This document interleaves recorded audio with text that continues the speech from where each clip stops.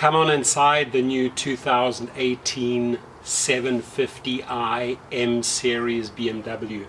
Now with this particular car, thanks BMW America, with this particular car there was no holding back, right? Full on leather seats, right?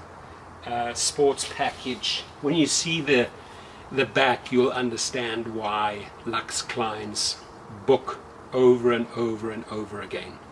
You want to be different, right? Now the standard LUX, black interior, black exterior, sadly this one does not qualify for the Uber LUX nor the Lyft LUX, right? They both want that color combination that we see on the road, right? But the moment you market something differently, the people talk about it.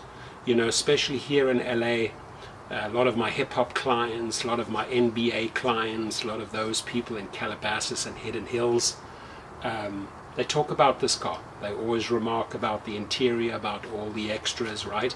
That is what you're paying for here.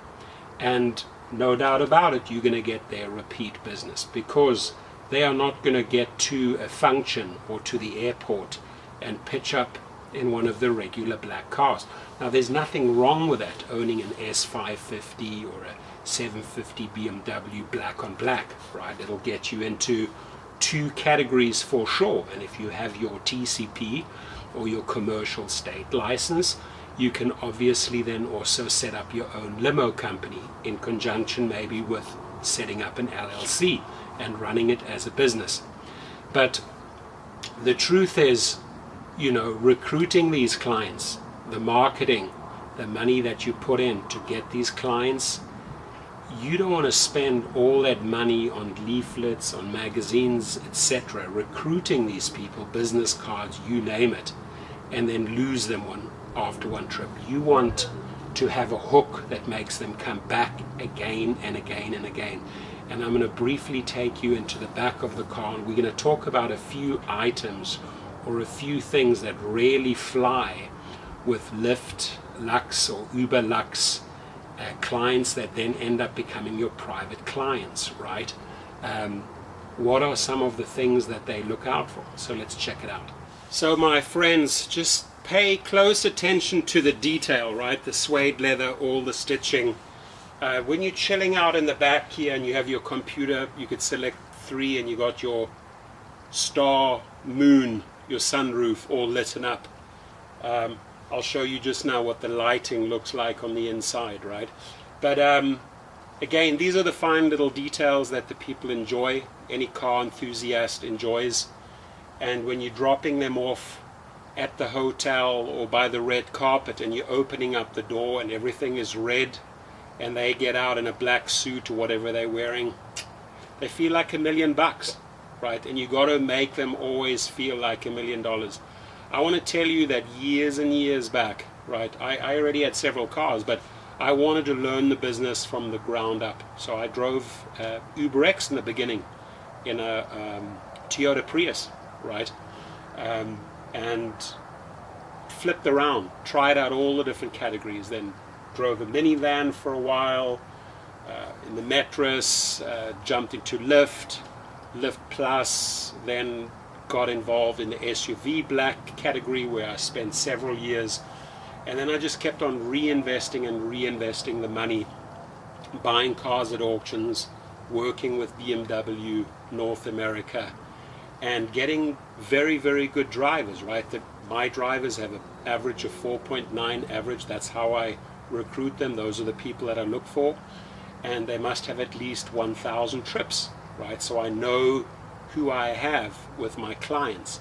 Now we spend a lot of money in this category, right? Again, this car, like I showed you, it doesn't even qualify for Uber LUX or Lyft LUX, but that's not what I bought it for. I bought it for specific hip-hop artist clients, NBA clients, people that I know who love and appreciate this car, right, and book it over and over again. So I'm never going to lose those clients.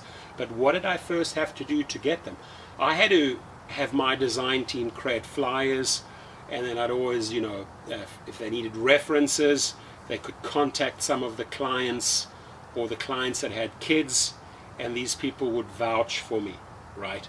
And that's how I built a repeat clientele word of mouth, word got around that in that Calabasas, Hidden Hills, they have a reliable driver who has a fleet of different types of cars for every different type of occasion. But I go through a lot of the magazines and websites and look through the social calendar of LA. There's a massive social calendar, right? I speak to a lot of the banquet managers at the hotels, at the top hotels, at the Peninsula Hotel, at the Montage Hotel, and I find out what functions and events take place, and I take care of these people. I pay them, or they get free trips, or if they want to go to the airport, I'll give them a freebie, but I get all that intel from those hotel managers, right?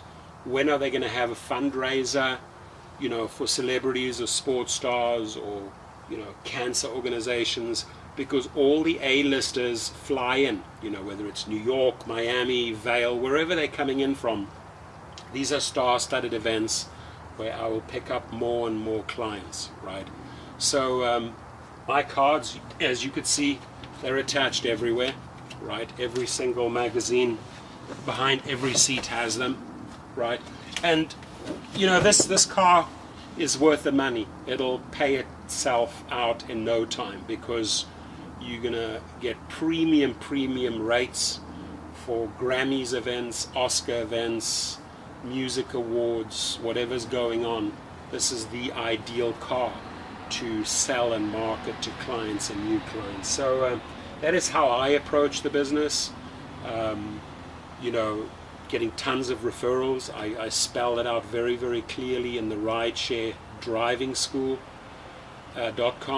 But my background is from humble beginnings, my friend. I built this business from the bottom up, right?